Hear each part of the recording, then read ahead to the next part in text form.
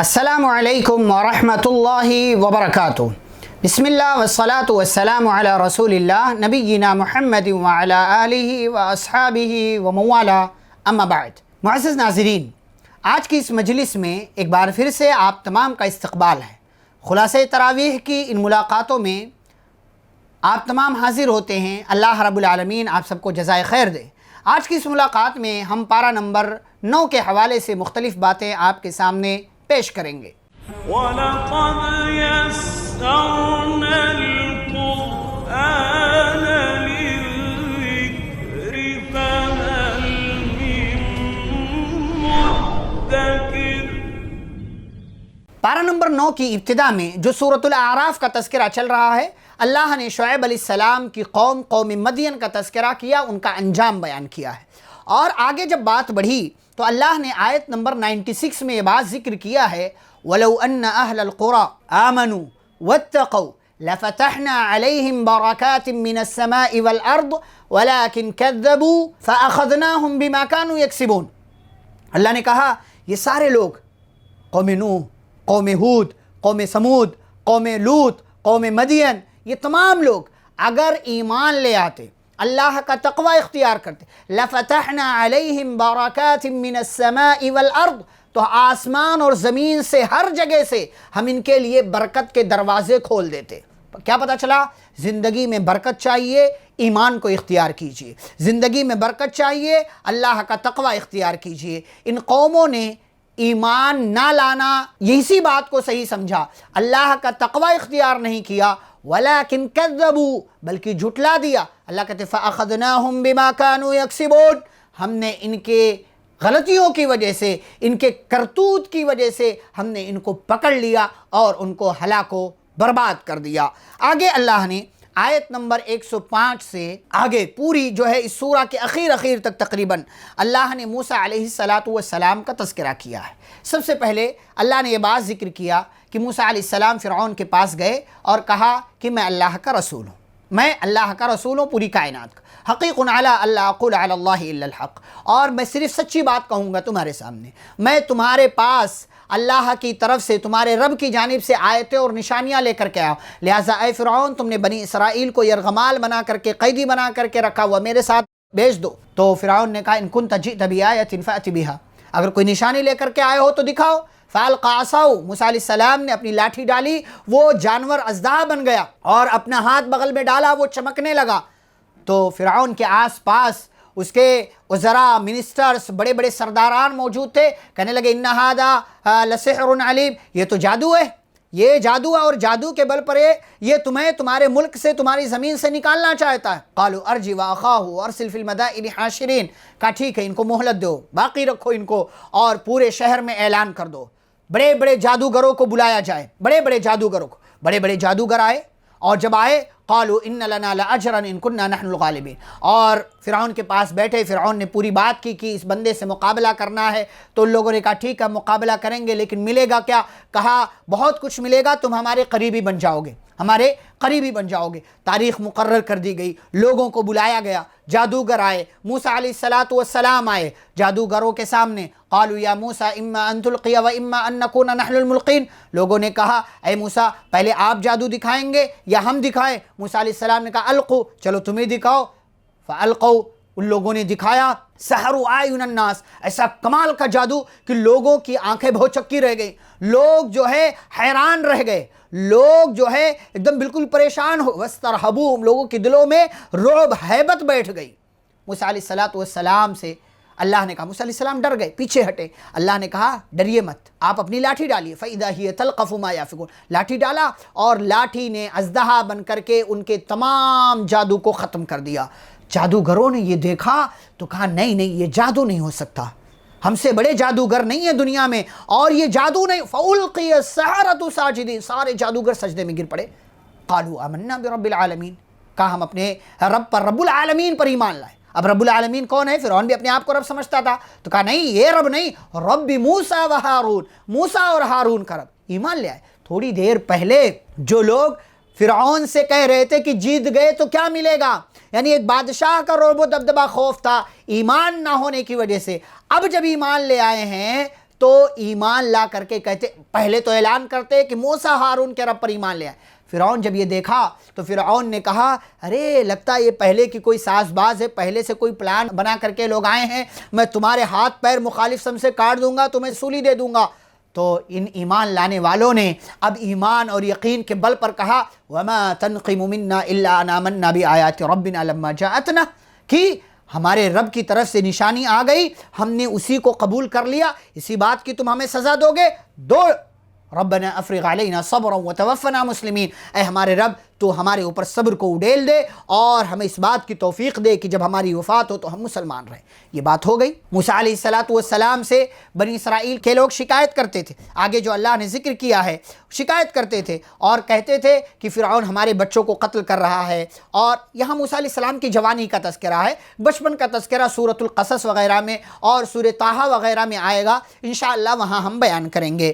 تو موسیٰ علیہ السلام سے بنی اسرائیل کہتے تھے کہ فرعون ہمارے بچوں کو مار رہا ہے، قتل کر رہا ہے، ہماری عورتوں کی عزتیں محفوظ نہیں ہیں، کیا کیا جائے؟ موسیٰ علیہ السلام کہتے تھے استعینوا باللہ واصبروا، اللہ کی مدد مانگو صبر کرو، اللہ کی مدد مانگو صبر کرو، یہی بات کہتے تھے موسیٰ علیہ السلام۔ لوگوں نے کہا کہ آپ کے آنے سے پہلے بھی ہم ستائے جا رہے تھے، آپ کے آنے کے بعد بھی ہم ستائے جا رہے، کچھ نہیں بدلا۔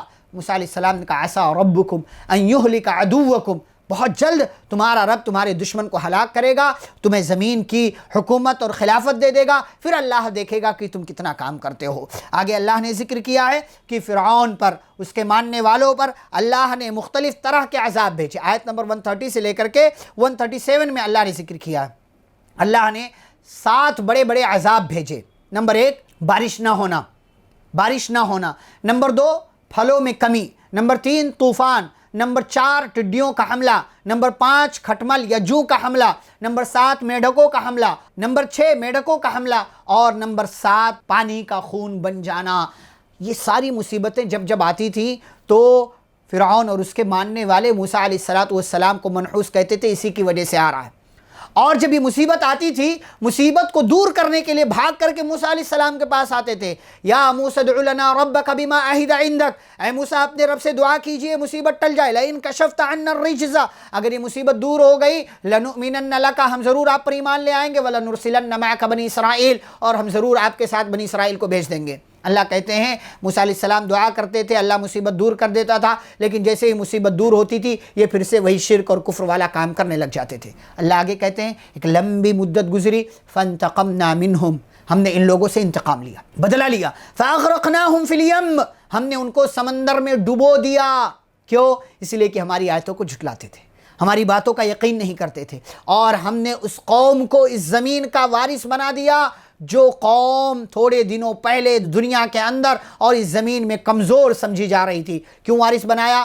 بما صبروا، ان کے صبر کی وجہ سے۔ یہ اللہ نے تفصیل بیان کی ہے۔ آگے بڑھیں، آگے اللہ رب العالمین نے موسیٰ علیہ السلام کے خواہش کا ذکر کیا ہے۔ جب اللہ نے موسیٰ علیہ السلام کو کوہ طور پر بلایا ملاقات کے لیے، پہلے 30 دنوں کے لیے، پھر 40 دن ہو گیا، تو موسیٰ علیہ السلام نے قوم میں اپنے بھائی ہارون کو اپنا خلیفہ اور نائب بنا کر کے کوہ طور پر چلے گئے۔ وہاں جب پہنچے، اللہ سے بات ہوئی، اللہ سے ہم کلام ہوئے، تو ایک خواہش ظاہر کی کہ اے اللہ مجھے اپنا دیدار کرا دے۔ اللہ نے کہا لن ترانی، نہیں دیکھ سکتے، نہیں دیکھ سکتے۔ موسیٰ علیہ السلام نے بہت اصرار کیا، اللہ نے کہا وَلَٰكِنِ انظُرْ إِلَى الْجَبَلِ، اس پہاڑ کی طرف دیکھیے، میں اپنی تجلی اس پہاڑ پر ڈالتا ہوں، اپنا نور ڈالتا ہوں، فَإِنِ اسْتَقَرَّ مَكَانَهُ فَسَوْفَ تَرَانِي، اگر یہ پہاڑ اپنی جگہ باقی رہا تو آپ میرا دیدار کر پائیں گے۔ فَلَمَّا تَجَلَّى رَبُّهُ لِلْجَبَلِ، اللہ نے اپنی تجلی، اپنا نور، اپنی روشنی ڈالا پہاڑ پر، جَعَلَهُ دَكًّا وَخَرَّ مُوسَىٰ صَعِقًا، پہاڑ ریزہ ریزہ، چورا چورا، ٹکڑا ٹکڑا ہو گیا، موسیٰ علیہ السلام بے ہوش ہو کر گر پڑے۔ فَلَمَّا أَفَاقَ، جب بے ہوشی ختم ہوئی، کہا اللہ تیری ذات پاک ہے، میں نے غلطی کی، میں تجھ سے توبہ کرتا ہوں، اے اللہ مجھے معاف کر دے۔ اس کے بعد اللہ نے موسیٰ علیہ السلام کو تورات نامی کتاب دی، تختیہ دیا، اور کہا اس میں لوگوں کے لیے ہدایت کے تمام اسباب موجود ہیں، اس کے اندر رحمت کی چیزیں موجود ہیں، برکت کی تمام تر چیزیں موجود ہیں۔ موسیٰ علیہ السلام کو تورات نامی کتاب مل گئی۔ اب موسیٰ علیہ السلام جو قوم کے درمیان 40 دنوں تک نہیں تھے، جب 40 دنوں کے بعد واپس آئے تو اللہ نے آیت نمبر 148 سے 155 میں ذکر کیا ہے کہ پوری قوم کا نقشہ بدلا ہوا تھا۔ سامری نے لوگوں کو گمراہ کر کے بچھڑے کی عبادت پر لگا دیا تھا، لوگوں نے بچھڑے کو اپنا معبود بنا لیا۔ ہارون علیہ السلام نے سمجھایا تھا لیکن لوگوں نے نہیں سمجھا۔ موسیٰ علیہ السلام واپس آئے قوم کی بگڑی ہوئی حالت دیکھا، بچھڑے کی عبادت کرتے دیکھا، غضبان آصفہ، افسوس کے ساتھ سخت غصے میں مبتلا ہو گئے، کہا بئس ما خلفتمونی من بعدی، میرے بعد تم لوگوں نے کتنا غلط کام کیا، اعجلتم امر ربکم، رب کے معاملے میں جلدی کی۔ ہارون علیہ السلام کی داڑھی پکڑی، کھینچا اور کہا کہ تم نے یہ کیسے ہونے دیا؟ حضرت ہارون علیہ السلام نے کہا اے میری ماں کے بیٹے، مجھے کچھ مت کہیے، میری قوم نے مجھے کمزور بنا دیا تھا، مجبور کر دیا تھا، میں ان کو روک رہا تھا لیکن ایسا لگا کہ یہ مجھے مار دیں گے، اس لیے آپ مجھے کچھ مت کہیے۔ موسیٰ علیہ السلام کو احساس ہوا، اللہ سے دعا کیا رب اغفر لی ولی اخی، اللہ مجھے معاف کر دے، میرے بھائی کو معاف کر دے اور ہمیں اپنی رحمت میں داخل کر لے۔ پھر آگے ایسے لوگوں کا انجام کیا ہوا؟ اللہ نے کہا کہ ایسے لوگوں کو بہت جلد ان کے رب کا غصہ اور جو ہے غضب ان کے اوپر نازل ہوگا، اور اللہ رب العالمین نے بلایا، 70 لوگ گئے، اور پھر 70 لوگ جب گئے تو اللہ نے ان کو وہی مار دیا۔ اور سورۃ البقرہ میں اللہ نے ذکر کیا ہے کہ ان لوگوں نے بچڑے کو اپنا معبود بنایا تھا، اس کی سزا کیا نازل ہوئی؟ فَاقْتُلُوا أَنفُسَكُمْ، اپنے آپ کو، ایک دوسرے کو قتل کرو، ایک دوسرے کو قتل کرنے کا کہا گیا، ایک دوسرے کو ان لوگوں نے قتل کیا، پھر بعد میں اللہ نے انہیں دوبارہ زندہ کیا۔ آگے بڑھیں تو آگے اللہ نے بیچ میں یہ بات ذکر کی ہے آیت نمبر 156 میں کہ اللہ نے رحمت کو اپنے اوپر غالب کر لیا۔ وَرَحْمَتِي وَسِعَتْ كُلَّ شَيْءٍ، اللہ نے کہا میری رحمت نے ہر چیز کو گھیر رکھا ہے۔ کس کو ملے گا؟ جو تقوی اختیار کرتا ہے، جو زکوٰۃ دیتا ہے اور جو ہماری آیتوں پر ایمان رکھتا ہے۔ بہت سے لوگ ہمارے ہاں یہ کہتے ہیں کہ اللہ 70 ماؤں سے زیادہ مہربان ہے، 70 نہیں، پوری کائنات کی ماؤں سے زیادہ اللہ مہربان ہے۔ پیارے نبی صلی اللہ علیہ وسلم نے فرمایا اللہ نے اپنی رحمت کے 100 حصے کیے، صرف ایک حصہ دنیا میں بھیجا ہے، باقی 99 حصے اللہ نے اپنے پاس رکھے ہوئے ہیں، باقی اللہ نے 99 حصے اپنے پاس رکھے ہوئے ہیں۔ یہ اللہ کی رحمت ہے اور اللہ نے رحمت کو اپنے اوپر غالب کر لیا ہے۔ آیت نمبر 160 سے 162 میں اللہ نے بنی اسرائیل کے 12 قبیلوں کا تذکرہ کیا، ان پر اللہ نے فضل نازل کیا، پتھروں سے ان کے لیے چشمہ بہا دیا، ان کے لیے من و سلوہ نازل کیا، لیکن یہ قوم ہٹ درم، ضدی، انا پرست، ان لوگوں نے اللہ کی نعمتوں کی ناشکری کی۔ اور ساتھ ہی ساتھ اللہ نے یہ بھی ذکر کیا ہے کہ اللہ نے ان لوگوں کو ہفتے کے دن، سیٹرڈے کے دن مچھلی کے شکار سے منع کیا تھا، لیکن ان لوگوں نے اللہ کی بات کو قبول نہیں کیا اور ہیلا کے ذریعے اور نئے نئے طریقے کے ذریعے ان لوگوں نے ہفتے کے دن مچھلی کا شکار کرنے کے لیے جال بچھایا۔ جمعہ کو اور سنیچر کو امتحان کے طور پر، آزمائش کے طور پر مچھلیاں زیادہ آتی تھیں، ان لوگوں نے مچھلیوں کا شکار کر لیا۔ نتیجہ کیا ہوا؟ اللہ نے ایسے لوگوں کو جنہوں نے مچھلی کا شکار کیا اس میں شامل رہے یا شکار کرنے والوں کو منع نہیں کیا، ایسے لوگوں کو اللہ رب العالمین نے بندروں اور سوروں میں تبدیل کر دیا، جس کا تذکرہ اللہ نے کیا ہے۔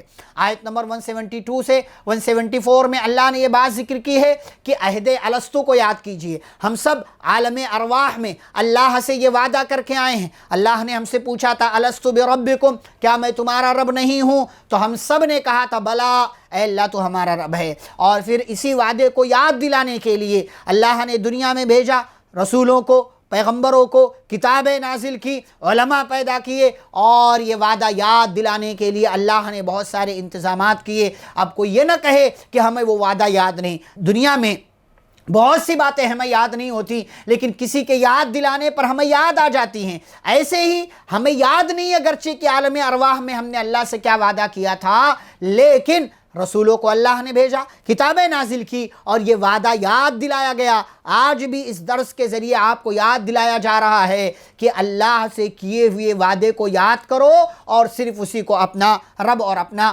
معبود سمجھو۔ ایک بندے کا اللہ رب العالمین نے تذکرہ کیا ہے کہ وَاتْلُ عَلَيْهِمْ نَبَأَ الَّذِي آتَيْنَاهُ آيَاتِنَا فَانْسَلَخَ مِنْهَا فَأَتْبَعَهُ الشَّيْطَانُ، کہ ایک بندہ جس کے پاس دنیا بھر کا علم ہو لیکن وہ ہوا پرستی میں مبتلا ہو تو وہ کتے کی طرح ہو جاتا ہے، کتے کی طرح اس کو ملے تب بھی وہ زبان باہر نکالے رہتا ہے اور اس کو نہ ملے تب بھی زبان باہر نکالے رہتا ہے۔ اللہ نے ایسے لوگوں کی مثال دی ہے کہ جن کو حقیقت اور سچائی معلوم ہو لیکن اس کے باوجود وہ اس کا پرچار نہیں کرتے ہیں۔ انسان جانوروں سے بھی گیا گزرا بن جاتا ہے، کب؟ جب انسان اپنے دل کا صحیح استعمال نہ کرے، آنکھوں کا صحیح استعمال نہ کرے، کانوں کا صحیح استعمال نہ کرے۔ اللہ نے فرمایا یہ باتوں کو، حقیقت کو سمجھنے کے لیے جب دل آنکھ اور کان کا صحیح استعمال نہ کیا جائے تو ایسی صورت میں اولئک کالانعام، یہ انسان جانور ہو جاتا ہے، بل ہم اضل، بلکہ جانور سے بھی زیادہ گیا گزرا ہو جاتا ہے۔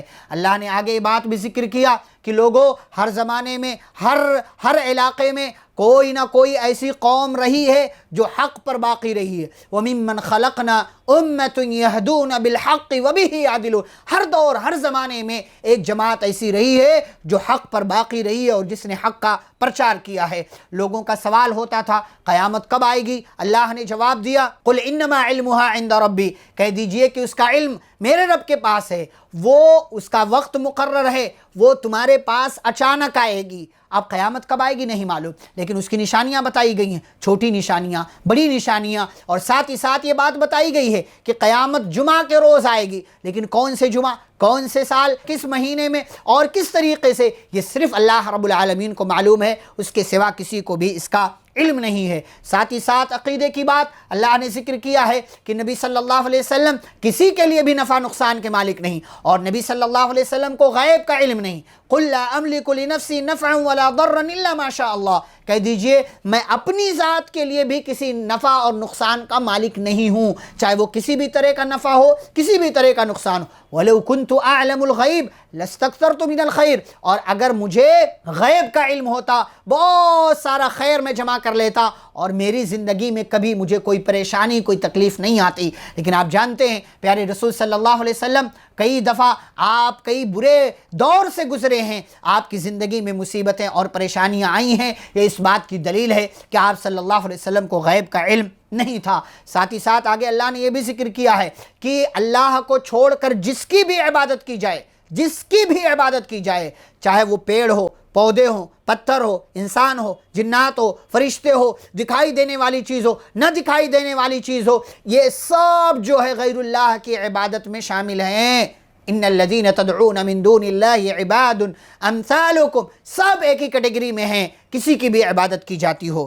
ساتھ ہی ساتھ آگے اللہ نے بات ذکر کیا ہے کہ اگر کوئی تمہارے تعلق سے غلطی کرتا ہے تو کیا کرو؟ معاف کر دو، خذ العفو، معاف کرو، وَأْمُرْ بِالْعُرْفِ، بھلائی کا حکم دیتے رہو، وَأَعْرِضْ عَنِ الْجَاهِلِينَ، اور جاہلوں کے منہ نہ لگو، اور اگر دل میں کبھی وسوسہ آئے فَاسْتَعِذْ بِاللَّهِ، تو اعوذ باللہ پڑھ لو، مردود شیطان سے اللہ کی پناہ کا سوال کر لو۔ اس سورہ کے اخیر میں جو سورۃ الاعراف چل رہی ہے، اللہ نے سورہ کے اخیر میں یہ بات ذکر کیا کہ جب قرآن پڑھا جائے تو غور سے سنو۔ یہ مکہ کے دور کی بات ہے، ہمارے بہت سے بھائی اسے نماز پر فٹ کرتے ہیں، غلط بات۔ جب قرآن پڑھا جائے غور سے سنو، کیا فائدہ ہوگا؟ خاموش رہو، کیا فائدہ ہوگا؟ اللہ کی رحمت نازل ہوگی، لعلکم ترحمون، اللہ کی رحمت نازل ہوگی۔ ہمیں قرآن سننا بھی چاہیے، جہاں پڑھنا چاہیے وہیں ہمیں قرآن سننا بھی چاہیے، اور صبح شام اپنے رب کا ہمیں ذکر کرنا چاہیے، اسی کی تسبیح بیان کرنا چاہیے، تکبر سے گھمنڈ کے ساتھ زندگی نہیں گزارنا چاہیے۔ یہاں پر سورۃ الاعراف مکمل ہوتی ہے، اور یہ جو سورۃ الاعراف کی آخری آیت ہے،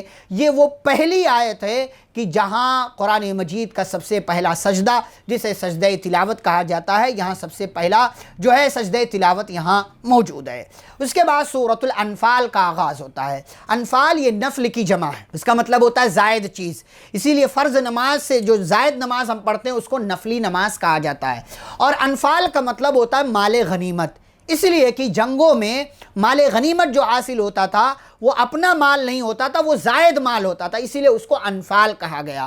مال غنیمت کا استعمال کیا ہے، کیسے ہے، اللہ نے اس کے تعلق سے اس سورہ میں احکام نازل کیے، اور پہلی ہی آیت میں کہا یسألونک عن الانفال، لوگ آپ سے انفال کے بارے میں پوچھتے ہیں تو آپ بتا دیجئے کہ اس میں حصہ کیسے لگے، وہ اللہ کا ہے، رسول کا ہے اور مومنوں کا ہے۔ پہلے کی امتوں کے لیے مال غنیمت حلال نہیں تھا، اس امت کے لیے اللہ نے مال غنیمت کو حلال کیا، یہ بھی پیارے رسول صلی اللہ علیہ وسلم کی خصوصیات میں سے ہے۔ ساتھ ہی ساتھ مومنوں کی صفات اللہ نے ذکر کیا ہے کہ مومن کون ہیں، کہ مومن وہ ہیں جب اللہ کا ذکر کیا جاتا ہے ان کے دل کانپ اٹھتے ہیں، جب قرآن کی تلاوت کی جاتی ہے ان کے ایمان میں اضافہ ہوتا ہے، یہ اپنے رب پر ہی توکل اور بھروسہ کرتے ہیں اور نماز قائم کرتے ہیں، اور جو کچھ ہم نے دیا اس میں سے خرچ کرتے ہیں اور اللہ پر ایمان رکھتے ہیں، سچا ایمان رکھتے ہیں، ایسے ہی لوگوں کے لیے مغفرت ہے۔ پھر اللہ نے جنگ بدر کا تذکرہ کیا، जंग बद्र का तस्करा किया है कि जंग बद्र मुसलमानों को पेश आई 17 रमज़ान सन 2 हिजरी, मुसलमान निहत्ते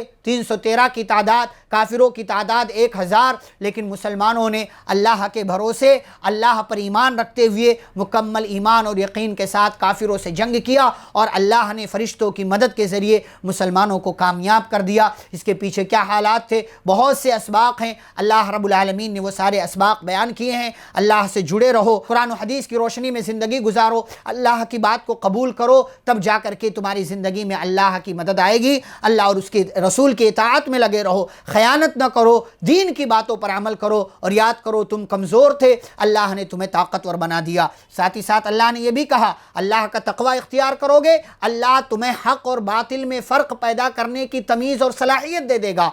अल्लाह ने यह भी कहा कि लोग काफिर दारुन नदवा में बैठकर प्यारे रसूल सल्लल्लाहु अलैहि वसल्लम को कत्ल करने का मशवरा कर रहे थे, वो अपना प्लान कर रहे थे, अल्लाह का अपना प्लान था और अल्लाह जिसे बाकी रखना चाहे कायनात के लोग मिल कर के भी उसे तबाह बर्बाद या कत्ल नहीं कर सकते। अल्लाह ने अपने प्यारे रसूल सल्लल्लाहु अलैहि वसल्लम की हिफाजत की। अल्लाह ने यह बात भी कही कि अगर इन लोगों को अजाब से बचना है तो उसके पीछे 2 असबाब है। नंबर 1 कि ऐ नबी सल्लल्लाहु अलैहि वसल्लम आप इनके दरमियान मौजूद रहें, नबी की मौजूदगी में उन पर अजाब नहीं आया। और दूसरी वजह, अब नबी तो नहीं है, अल्लाह ने कहा मा कान अल्लाहु मुअज़्ज़िबहुम व हुम यस्तग़फ़िरून, अल्लाह इनको अजाब नहीं देगा, कब? जब तक ये लोग इस्तिग़फ़ार करते रहेंगे। इससे पहले पारा नंबर 5 की आखिरी आयत के हवाले से 2 चीज़ें आई थी कि अजाब से बचना है तो अल्लाह पर ईमान लाओ, शुक्र अदा करो। यहाँ 2 चीज़ें जिनमें से एक का ऑप्शन हमारे पास नहीं है। 2 चीज़ें क्या है? नबी सल्लल्लाहु अलैहि वसल्लम की मौजूदगी, ये ऑप्शन ख़त्म है, लेकिन दूसरा ऑप्शन अभी मौजूद है और वो ये है कि हम अल्लाह रब्बुल आलमीन से तौबा और